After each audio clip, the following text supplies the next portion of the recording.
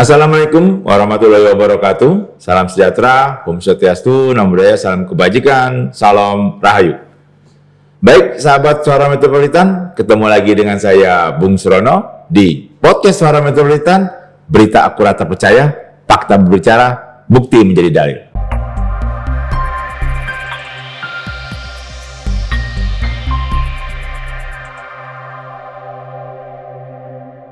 Baik, sahabat Suara Metropolitan, beberapa waktu yang lalu podcast kami mengundang panitia pelaksana sebuah program yang luar biasa.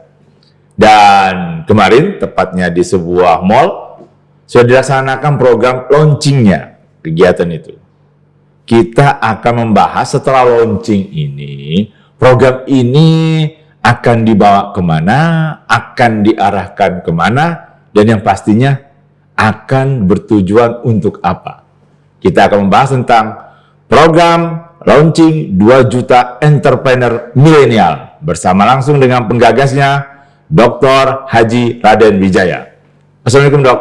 Waalaikumsalam warahmatullahi wabarakatuh. Selamat ya untuk launching yang luar biasanya di sebuah mall, anak muda kumpul, rame, antusias. Saya sampai melihat awalnya itu memang sengaja ya menampilkan tarian yang sangat energik dari kawan-kawan milenial itu, Dok. Sebenarnya enggak. Awal-awal memang itu sepenuhnya saya serahkan kepada anak-anak yang kebetulan mereka itu adalah fakultas dakwah dan komunikasi. Di situ ada 2 yang saya asuh. Satu adalah program studi manajemen dakwah, yang kedua adalah jurnalistik. Jadi saya serahkan kepada 2 program ini dan saya tidak ikut campur. Silakan mereka berkreasi. Silakan berkreasi. Dan saya suka, Dok. Jadi acara itu walaupun serius dengan polesan kayak gitu segar juga tuh. Bang, tujuannya memang kalau milenial cocok dengan acara seperti itu, Dok. Ya, kita ini kan sering belum apa-apa sering kita berasumsi. Kita sering berhipotesis bahwa milenial itu kita kurang percaya, kurang legowo untuk menyerahkannya. Iya, benar. Kemarin kan. Benar. Kita selalu seakan-akan mereka akan merancangnya nanti bakal tidak sesuai yang kita harapkan. Kalau saya lihat dari panitia, mereka bekerja dengan sangat baik, bagaimana mereka menyambut tamu, dan prosesnya juga saya lihat menyenangkan, cocok dengan kaum milenial. Tapi, nih ada tapinya nih, Dok. Setelah launching, berita muncul di media online banyak, ternyata masih banyak juga yang bertanya-tanya beberapa hal yang mungkin ya dalam tanda kutip saya ya perlu penjelasan langsung dari dokter. Iya. Dan saya harapkan di podcast ini yuk kita kupas tuntas biar masyarakat lebih mengerti tuh launching yang luar biasa kemarin itu akan dibawa dan tujuannya apa. Saya mulai dengan ini dulu, Dok. Ini caranya kaum milenial itu alasan tersendiri dari dokternya apa sih? Saya ini praktisi pendidikan ya, saya dosen. Saya lihat banyak daripada para mahasiswa di lingkungan saya mengajar, kemudian di tempat saya mengajar, kemudian yang di luar. Ketika mereka tamat, mereka nggak tahu mereka tuh harus kemana. Padahal programnya mereka sudah jelas program studi yang mereka ambil itu. Tetapi ada kegambangan mereka ketika akan melangkah. Nah, di situ yang berdasarkan analisis itulah saya buat sebuah format. Dan saya coba tawarkan kira-kira dengan siapa yang orang yang seide, ya kan? Bagaimana kita bisa merubah pola pikir, mindset daripada anak-anak muda itu dan mindset orang-orang tua gitu yang sering meragukan bahwa kaum milenial itu mereka itu bisa kita percaya loh, gitu. Bisa dipercaya dalam artian ini kan arah dokter seakan-akan, hey, jangan mencari pekerjaan, tapi bukalah lowongan pekerjaan. Itu kan yang intinya itu. Ya, jadi jangan biarkan uang mencari, jangan kita mencari uang, tapi biarkan uang mencari kita. Salah satunya dengan menjadi entrepreneur. Jadi bukan kita mencari lapangan kerja, justru kita yang membuka lapangan kerja. Dan itu bisa mendatangkan orang-orang untuk bekerja dengan kita. Berarti kita yang membuka lapangan pekerjaan. Tidak. Gimana nih? Saya katakan bahwa pada prinsipnya program entrepreneur milenial ini bukan mereka itu membuka untuk orang bekerja, Oke. ya, tetapi justru mereka yang kita lakukan adalah bagaimana mereka bisa memperoleh pendapatan dan penghasilan yang dapat menghidupi dan kehidupan daripada anak-anak milenial ini. Oke, nah ini sahabat Suara Metropolitan, ini penjelasan yang pertama ini yang sangat, Ya. ini kan benar-benar menjawab pertanyaan-pertanyaan dari beberapa yang komentar juga di media kita juga, Ya. Dok. Ini memang membuka mereka untuk mencari income dengan usaha sendiri. Dok, ini ada satu pertanyaan lagi. Kaum milenial, ada yang bertanya, kami tamat SMA, apakah kami bisa ikut program ini? Nah, ini bagaimana, Dok? Itu kan dalam flyer yang dirancang oleh anak-anak angkatan, itu kan angkatan pertama yang Angkatan saya pertama. buat itu Oke. kan jadi saya memulai dari beberapa perguruan tinggi negeri dan banyaklah lebih banyak yang perguruan tinggi swasta. Ternyata apa yang kita lakukan bahwa memang mereka itu harus bisa mendedikasikan diri mereka untuk diri mereka sendiri, nggak usah tergantung kepada orang lain. Nah, sehingga walaupun tamat SMA, di situ kami tuliskan, Anda alumni SMA atau perguruan tinggi belum memperoleh pekerjaan, kemudian memperoleh penghasilan belum cukup, belum bisa untuk mencukupi kebutuhan, maka bergabunglah bersama kami. Wah, ini sahabat Suara Metropolitan, jangan patah hati yang tamat SMA. Program Dr. Haji Raden Wijaya ini dan timnya nanti akan merekrut kalian. Karena kalian walaupun tamat SMA adalah milenial yang harus diperhatikan juga. Ya. Ini ada lagi satu pertanyaan. Kemarin launchingnya dengan UIN, di Wijaya Institute, IBA, dan GN Aura. Ya. Sudah dihubungi universitas lain belum? Untuk mengajak gabung. Sudah ada beberapa perguruan tinggi swasta ya di Palembang ini. Kemudian ada perguruan tinggi yang di Malang, kemudian yang di Kediri, kemudian di Pekalongan dan lain sebagainya.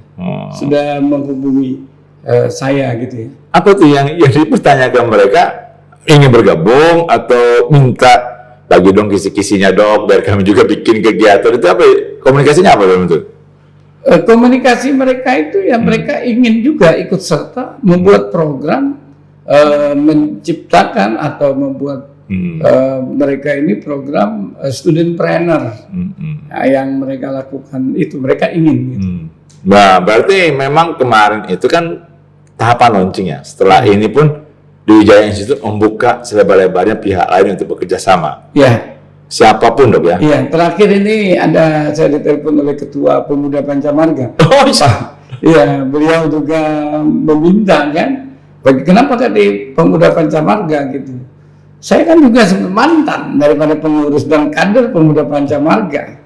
Oke. Nah, itu yang saya katakan, dan insya Allah dalam waktu dekat nanti setelah saya keliling dulu sebentar, ada pekerjaan di Jakarta, kemudian saya ke Sumatera Barat. Nah, sekitar bulan Januari saya sudah siap lagi kan untuk di Palembang ini. Ini menarik nih, sampai organisasi masyarakat pun tertarik. Karena memang punya nilai jual, Dok, yang namanya entrepreneur, milenial. Saat ini kan lagi zamannya mereka lah, dengan platform media sosial yang sangat tinggi. Pertanyaan selanjutnya nih, Dok. Launching udah, persiapan sebelumnya udah. Pasti sudah dong dengan mereka memaparkan teknisnya ya. Ya. Kapan akan dimulai untuk tahap pertama? Sebenarnya kami sudah mulai, dan ini sudah ada produk ini di Palembang ini itu sudah sekitar 400 lebih.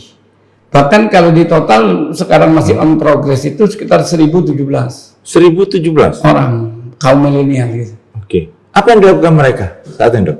Ya, pertama sesuai dengan yang kurikulum yang saya berikan tadi. Pertama mereka melakukan registrasi. Oke. Setelah melakukan registrasi, kami akan melakukan asesmen berdasarkan penelusuran minat, bakat, dan kemampuan daripada peserta didik nanti.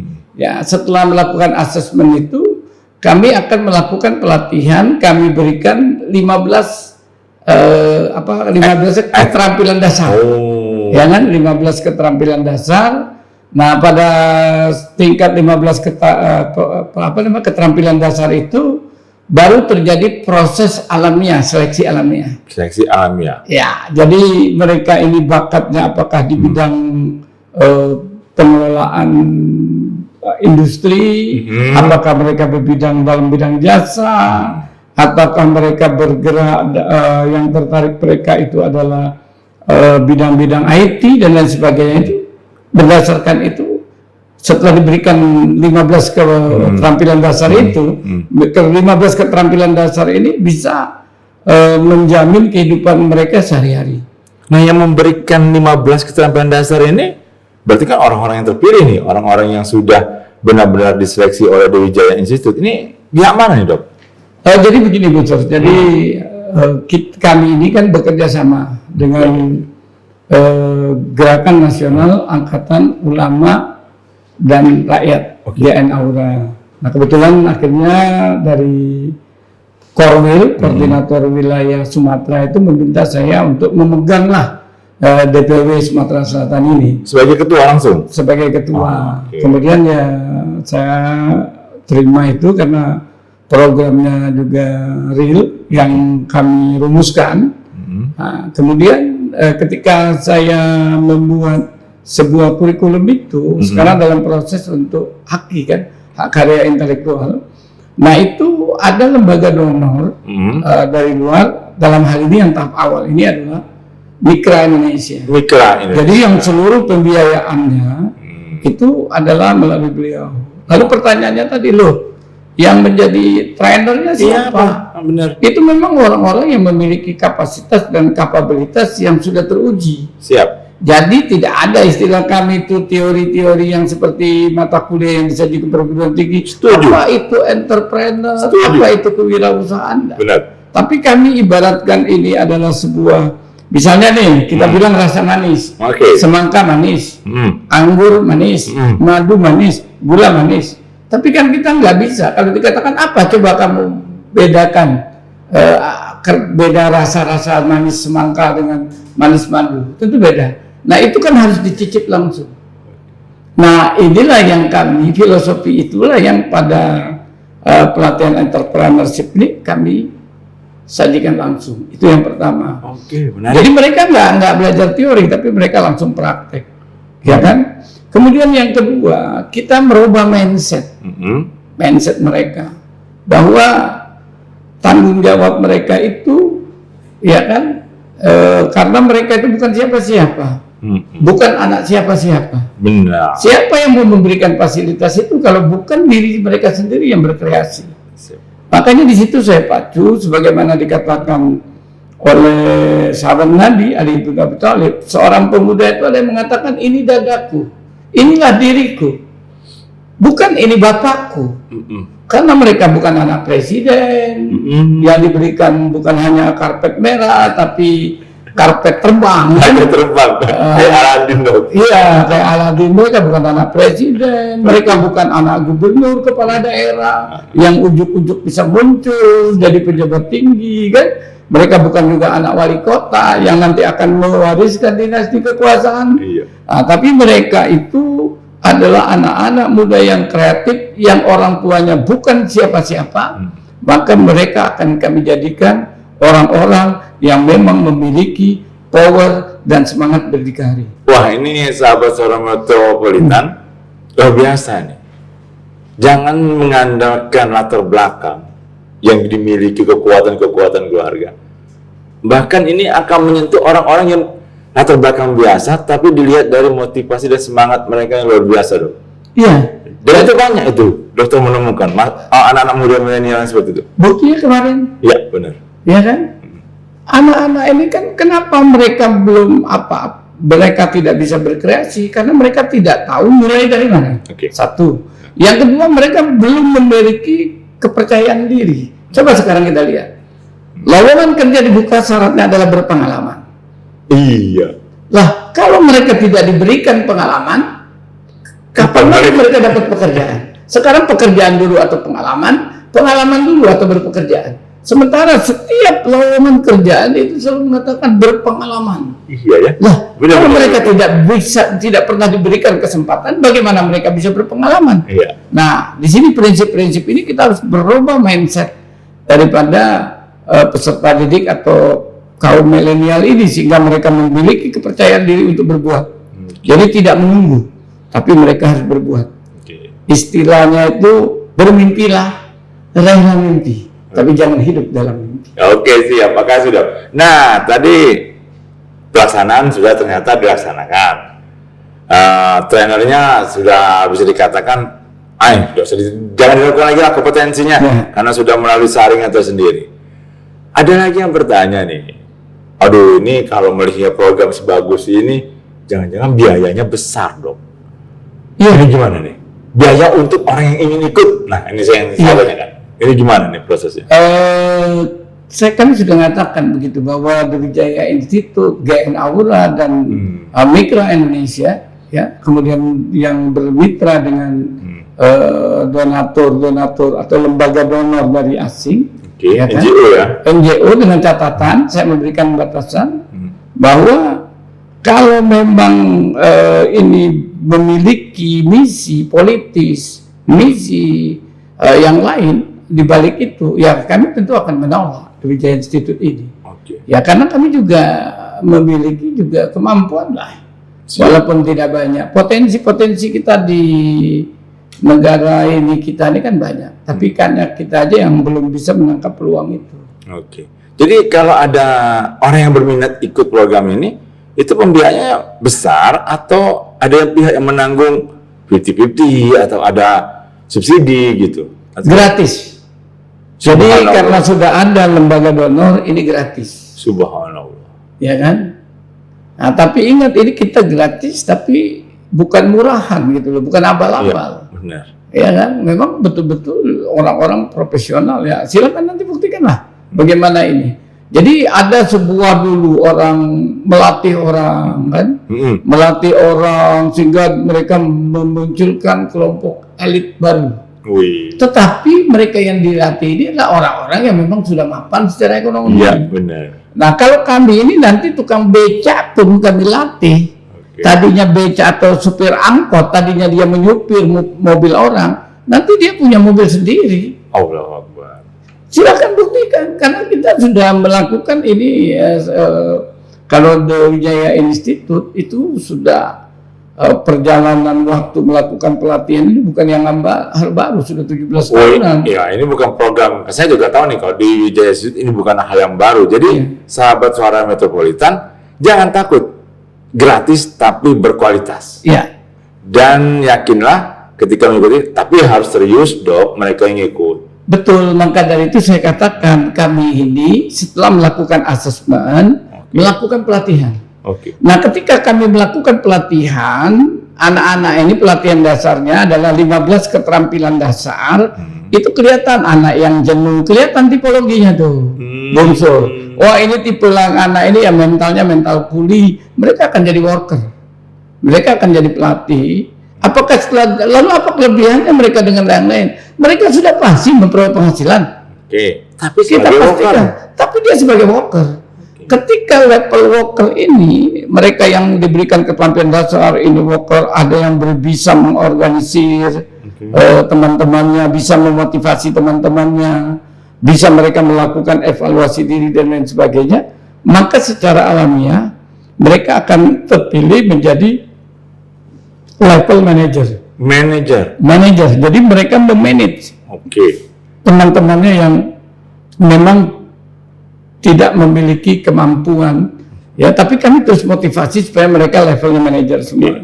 Nah, pada level manajer ini akan diberikan pelatihan manajerial, lebih tinggi lagi, lebih tinggi setingkat. Jadi yang mengkoordinir mereka.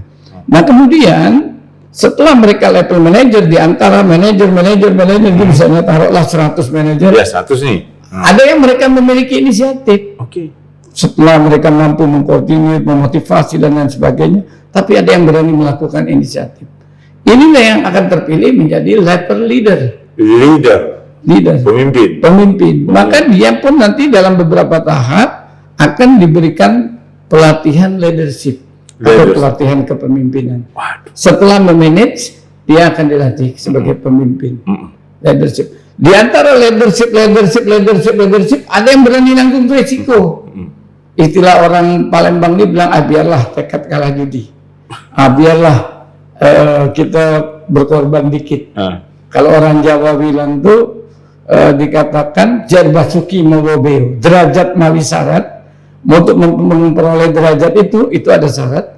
Jar basuki mawobeo, untuk memperoleh kemakmuran itu harus ada pengorbanan. Nah, ketika mereka berani berkorban, maka mereka ini akan menjadi level naik, level owner, jadi pemilik perusahaan. Kalau mereka memang sudah ada, maka mereka akan menjadi komisaris, pemilik perusahaan daripada perusahaan itu.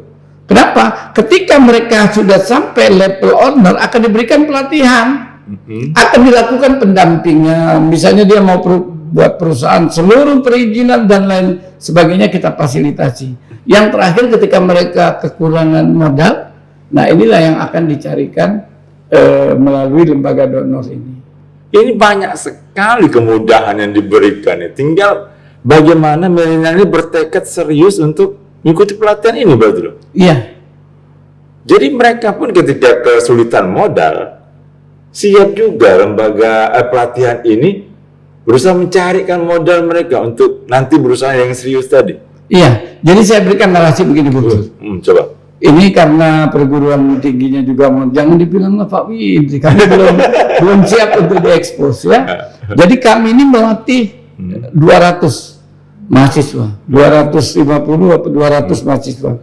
Nah, dilatih ini itu akhirnya dari 200 mahasiswa yang muncul ini 32 level manager. Oke, 32. 32 dari 232. Oke. Ya, 32 orang. Nah, mereka ini memproduksi sabun cair herbal. Sabun cair herbal? Iya.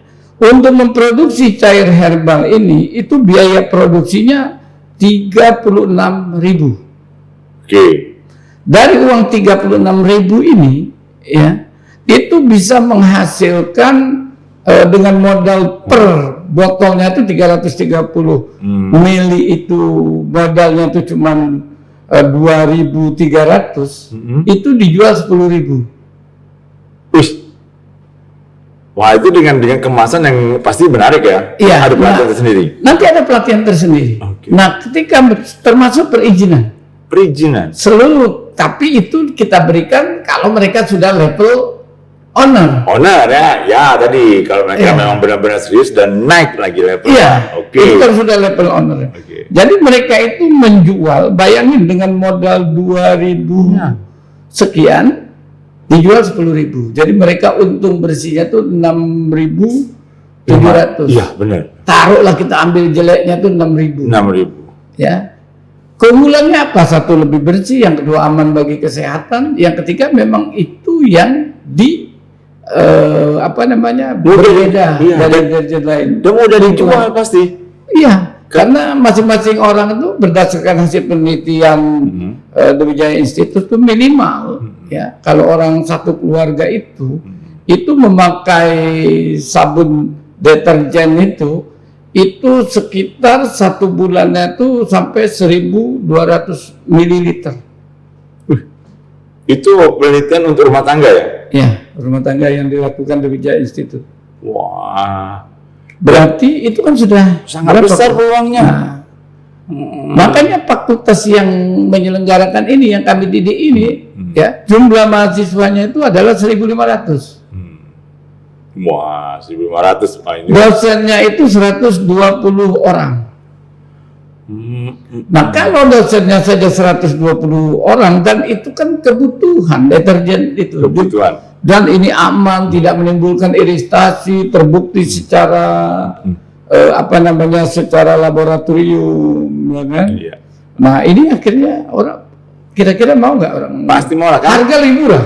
Karena kebutuhan ini kan harus dipenuhi terus oleh ibu-ibu rumah tangga, oleh pokoknya kebutuhan rumah tangga yang utama lah saat ini. Benar-benar deterjen cair ya. Itu salah satu contoh ya. Salah satu contoh. Nah, ini ada pertanyaan khusus ini. Ini sebenarnya mereka tuh pengen ikut, tapi dengan kata-kata milenial ini masuk nggak sih usia kami ini? Nah, batasan usianya ada nggak dong? Karena milenial ini, kalau saya kan kolonial jatuhnya nanti. Gimana? Nanti pada akhirnya ke sana. Gerakan kami ini kan menyelamatkan dulu generasi muda dari ketidakpastian janji-janji penguasa yang menciptakan sekian juta lapangan pekerjaan. Benar. Yang ternyata hanya isapan jempol kan. Kalau kami ya ini yang kami lakukan, silakan buktikan gitu. Tapi kan itu kan jualan kampanye yang paling laris dok. Sekarang ini kan begini. Calon gubernur yang mereka calon gubernur, calon wali kota, itu kan modalnya hanya modal banner itu. Tapi konsepnya nggak punya gitu. Siapa tahu nanti kita ketemu dengan calon wali kota dan calon wakil wali kota yang konsepnya bagus saya. Tapi sudah banyak kan balon-balon wali kota itu sudah banyak ketemu sama saya kan. Tapi mereka juga nggak punya konsep sebenarnya gitu. Mungkin perlu dibimbing lebih intens loh dok. Iya. Karena konsep kan yang paling ada dalam diri kita ini kan konsep hidup kita. Iya, betul. Oke. Nah, ini pertanyaan terakhir nih karena udah sini kalau ngobrol santai dengan dokter ini 20 menit lewat-lewat aja nih. Ini pertanyaan terakhir karena dokter loh yang mulai kita ngobrol ke arah politik nih. 2 juta entrepreneur. Mendekati tahun politik 2024. Ini pasti kok dijual ke caleg, ke parpol, ke calon presiden, cagup, ini pasti menjadi jualan yang sangat laku bener ini. Ada arah ke situ nggak dok? Sudah ada, saya bicarakan. Saya kan arahnya terbuka aja. Saya nggak punya agenda politik tertentu. Ya kan? Saya lihat misalnya nih khususlah di Kota Palembang lah. Ya kita kan Kota Palembang. Ya karena kan ini kita kan inspirasi daerah untuk Indonesia. Oke. Ya kan ini inspirasi yang dari putra daerah. Benar. Di sini kan kita lihat. Coba, saya dulu yang belum terwujud waktu Pak Edi Santana Putra itu adalah namanya General Broker, yang disebut dengan PT Palembang Investama. Oke. Ya kan? Kemudian dalam bidang otomotif saya rencanakan dengan Pak Edi waktu itu kan PT Palembang Motor. Oke. Ya kan? Nah, berapa jumlah ini? Itu peluang rezeki semua untuk membuka BUMD itu. Ya kan? Kalau saya jadi wali kota Palembang, selesai, tuntas itu. Kenapa? Nah kita ini memang betul-betul berbasis riset. Ya jadi kalau memang mereka ternyata tidak ada, saya akan berikan sebagai calon alternatif. Tapi tujuannya bukan untuk politik. Saya akan gergetan ngelihat ini. Ya kan? Coba. Ya kan? BUMD yang didukung, yang didirikan berharap untuk dapat menjadi salah satu peningkatan pendapatan asli daerah. Benar, harus. Ya kan, kemudian adalah meningkatkan pelayanan publik. Jadi prinsipnya itu ada 2. Ya, BUMD dibentuk selain PD Pasar itu, kalau PD Pasar oke lah, seluruh ini punya pasar. Tapi ini kan tidak dikelola secara profesional, lebih pada berpikir keuntungan pribadi kan, sehingga ya dengan pengelolaan setengah hati itu ya terjadi seperti itu. Nah kemudian yang paling penting adalah badan usaha milik daerah itu adalah untuk peningkatan pelayanan publik, ya kan, pasti pelayanan publik dalam arti kata yang mereka peroleh itu pemerintah daerah ini adalah benefit. Profit itu nanti ke belakangan. Nah, kami bisa buku General Broker, bisa bagaimana potensi-potensi. Salah satu perwujudannya adalah dibentuk BPR Sarana Rakyat, PT Pendanaan Sarana Rakyat.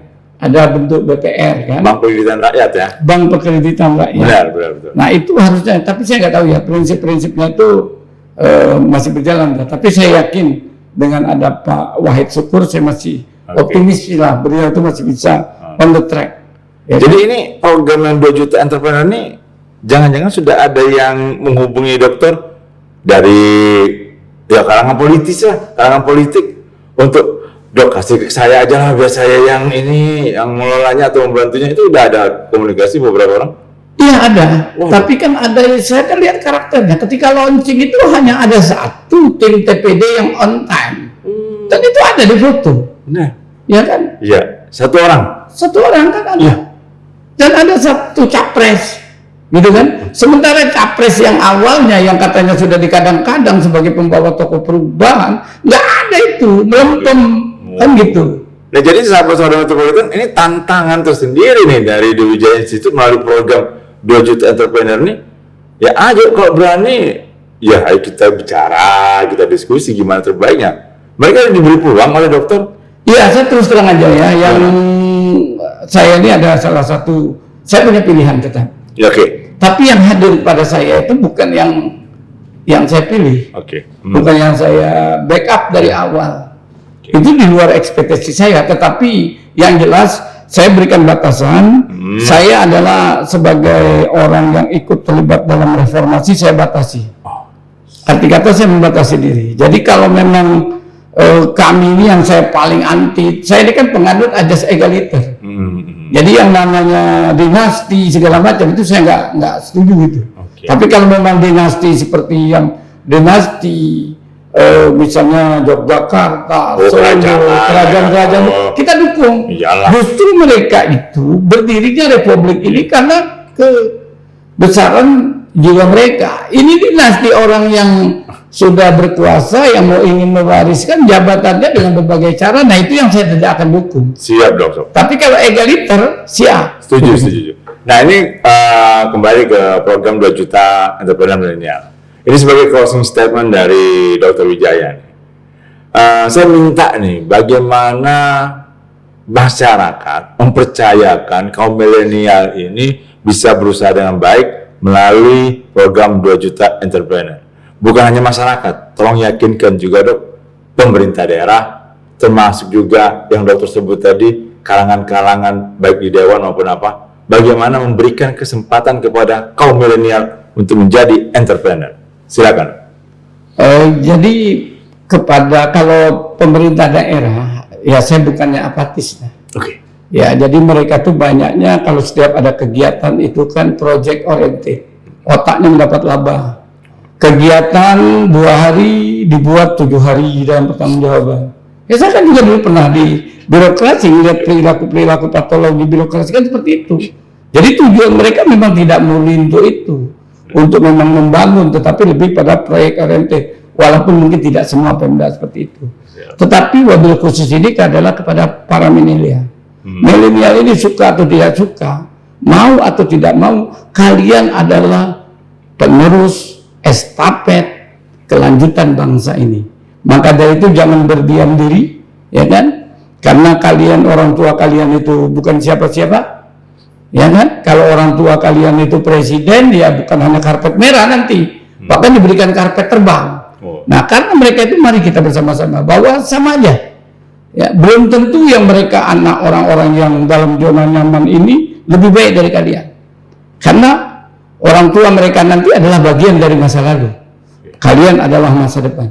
Maka dari itu, marilah kita meraih masa depan kalian itu dengan penuh harapan dan kegemilangan. Oke, terima kasih Dr. Wijaya. Baik sahabat-sahabat metropolitan, kaum milenial, masa depan ada di tangan kalian. Jangan segan untuk menghubungi Dr. Wijaya dan panitia untuk gabung di program 2 juta entrepreneur milenial. Saya tutup podcast kali ini. Wassalamualaikum warahmatullahi wabarakatuh. Salam sejahtera, salam sehat. Terima kasih dok. Sukses untuk programnya. Amin. Amin.